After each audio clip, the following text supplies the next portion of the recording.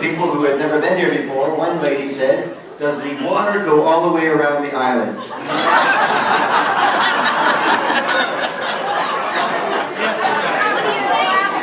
And one of the people she was talking to was actually stumped.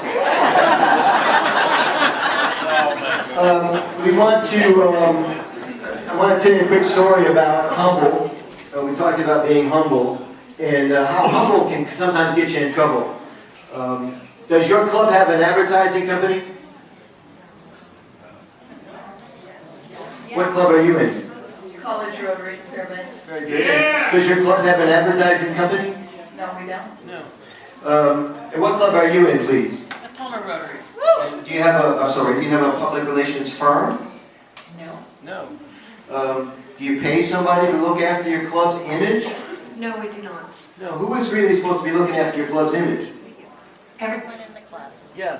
So what happens when you're a humble person and it's your job to fly the flag? What happens? Flag, the gentleman said, the flag don't fly. He's right. I mean, you can't have a humble person in your club flying the flag. It doesn't work out so good. So I want to tell you a quick story. I'm on an airplane one time and I'm sitting in the aisle seat. I like to sit in the aisle seat. I have a lot of miles on the plane. And I'm playing the game that you often play in airplanes. I wonder who's sitting next to me today. Have you ever played that game? Yes. And as I'm sitting on the plane, a bunch of people starting to come on the plane, and there's a beautiful woman coming on the plane, and she just walks right past me. Again. Yeah. And a large gentleman, supersized guy, gets on the plane, and I think, well, maybe he's sitting next to me today. And now he walks by too. And then I hear my seatmate before I see him because he's talking on his cell phone.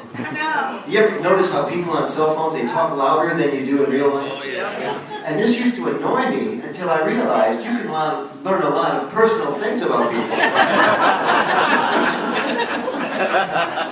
Just by listening to their personal conversations. So he gets to my row and he kind of grunts at me. He goes, "Ugh," which I take to mean, I need you to get up so I can sit, move in my seat.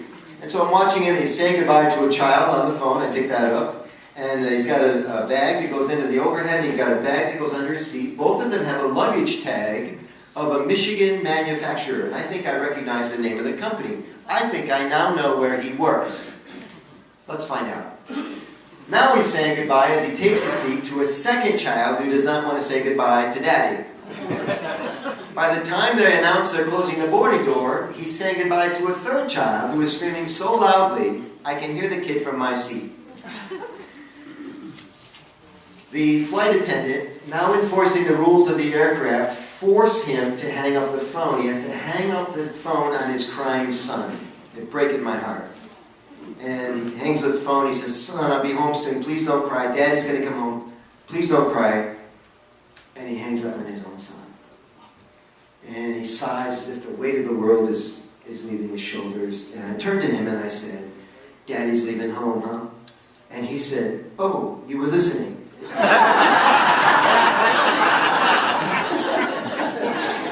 I said, "How could I not?" And he said, "Yeah, my kids do not like it for me to leave home." He said, "I have 3 kids, and that was the oldest one that was screaming the loudest." And I said, "Well, what are their names?" And he said, "Sandy, Sally, and Scotty." And I said, "That's cute." He gave them S names. I said, "What are their ages?" He says, 5, 6, and 8. And I said, "Wow, and what do you do for a living that you travel so much? You work for that company that's on the luggage tag?" He said, "You're observant." I said, "Yes, I am." I said, "What do you do for that company?" He says, "Well, I'm a sales manager."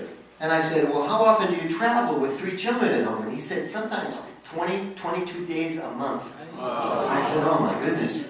I said, "A lot of people work from home these days. Why is it that you're traveling so much?" And he says, "Well, I'm a sales manager, and my job is to make sure my people are working a full day." And I said, "Oh, wow, okay, very good." And then he got a very strange expression on his face. He looked at me like this. He goes like this. Can you see?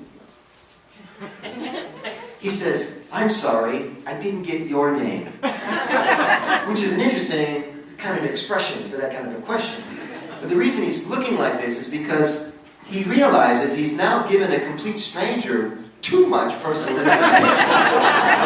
I mean, think about what I know that he has 3 children. I know the names of the children. I know how old they are. I know where he works, what he does for a living, and I know his biggest problem at work.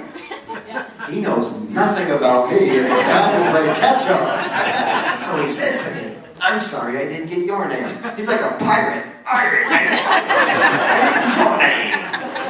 And I said, well, and I know this because I teach this stuff. I know that the person who reaches out first has influence in any interaction. How important when someone comes to visit your club, that you reach out first, right? And so I reached out first and I said, my name is Angelo Caruso. Now my name by itself is an elevator speech. He starts shaking my hand and he says, Angelo Caruso. He says, that's a fabulous name. He says, what do you do for a living? And I said, well, I teach sales managers how to get their people to work a full day.